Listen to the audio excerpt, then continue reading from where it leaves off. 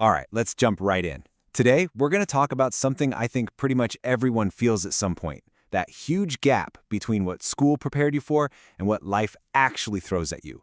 So let's open up that essential toolkit they forgot to hand out at graduation. I mean, really think about it. That moment you got your diploma, ready to take on the world, did you actually feel prepared for, well, any of it? If you're like most people, the answer is a big, fat nope. And that's really the heart of the issue, isn't it? School is great for academics and theory, no question about it. But the real world, man, that requires a completely different playbook, a whole other set of practical skills just to get by, let alone succeed. And when you put it side by side like this, the difference is just staggering. School gives you structured problems with a right and wrong answer.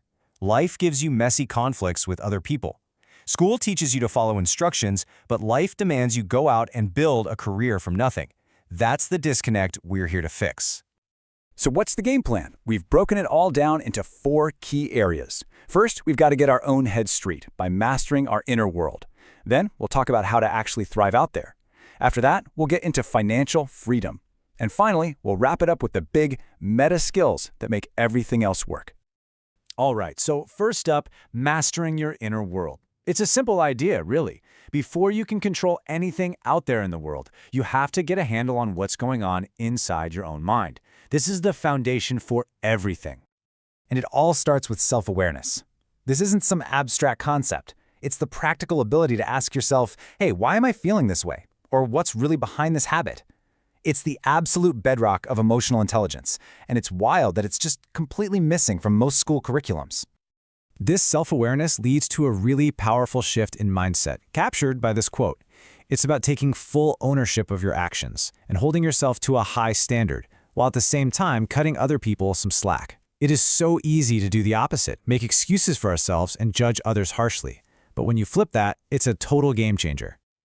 Next up is our most precious, non-renewable resource, time. There's an old saying, the one who controls time controls life. In a world that's constantly screaming for your attention, grabbing control of your schedule isn't just a nice little productivity hack, it's a core survival skill. And look, managing your time doesn't have to be some super complicated system. It really just boils down to a few basic habits, like setting a real deadline for yourself, not just a vague, I'll get to it later. It's about fighting that natural urge to put things off and being really intentional about where you spend your energy. And of course, we got to talk about stress. Most of us are never taught how to actually deal with it, so we just fall into unhealthy patterns. Learning healthy ways to cope isn't just about feeling better in the moment. It has a direct impact on your performance, your physical health, and your mental well-being. So once you start building that solid inner foundation, you can turn your attention outward. And that brings us to section 2, thriving in the external world. You know, that messy, complicated dance of relationships, careers, and trying to make your mark. The real currency of the outer world is interpersonal skills. Things like being able to communicate clearly, having real empathy for other people, and knowing how to handle a disagreement. People who are good at this stuff are consistently more successful and, honestly, just happier. Yet, where was that class in high school? Okay, now for a very modern skill, personal branding. Because in today's world, it's not enough to just be good at something, you have to be known for being good at it. This is a tough lesson a lot of people learn way too late in their careers, when they suddenly realize nobody knows who they are. Now, this phrase might be a little hard to swallow, but it is a fundamental truth of our time. It doesn't mean that being the best is pointless. It means that the person who can effectively communicate their value, the one who is best known, will often get the opportunity over the person who's technically better, but invisible. A personal brand isn't about ego. It's about getting your talent seen. So where do you even begin? It starts with little changes. Start using social media with a clear purpose, not just for mindless scrolling. When you network, try to actually learn something. Don't just collect contacts. And try this. Take 10 minutes and write one single sentence that explains who you are and what you bring to the table. That's the beginning of your brand.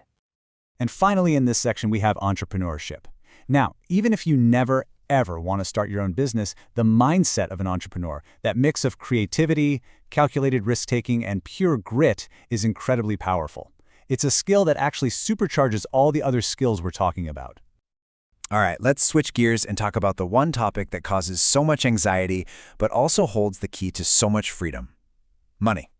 It's time to move from being stressed about it to being in control of it. I mean, just imagine how many of life's problems could be solved or just avoided entirely with a basic understanding of personal finance. It is a fundamental skill for modern survival, and it's a massive failure of our education system that most of us have to figure it out the hard way. The good news? You don't need a PhD in economics. Financial freedom really rests on three main pillars. First, basic budgeting. That's just telling your money where to go instead of wondering where it went. Second, investing knowledge. Learning how to make your money work for you. And third, insurance. Basically, protecting your financial house from burning down. And that brings us to our final section, what I like to call the ultimate meta skills. These are the big ones, the skills that make all your other skills even more powerful. These are for life's biggest challenges. First, decision making. Think about it. Your entire life is just the sum total of all the decisions you've ever made. The good, the bad, the big, the small. But were you ever actually taught how to make a good decision? How to weigh the options, how to manage risk, how to listen to your gut? It's probably the most fundamental skill of all. And finally, creative problem solving. Because here's the deal. Life is not a multiple choice test. It doesn't give you 4 options and a neat little bubble to fill in. It throws messy, complex, weird problems at you. The ability to think differently and come at those problems from a new angle is what really separates people. We've all heard this phrase a million times, but we usually get it wrong.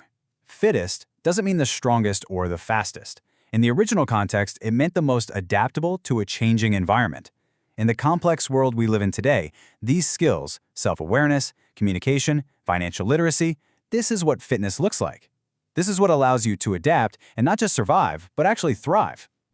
So there you go, the essential toolkit for modern life. All the tools are laid out on the table. The only question left is, which one are you going to pick up first? Thanks for tuning in.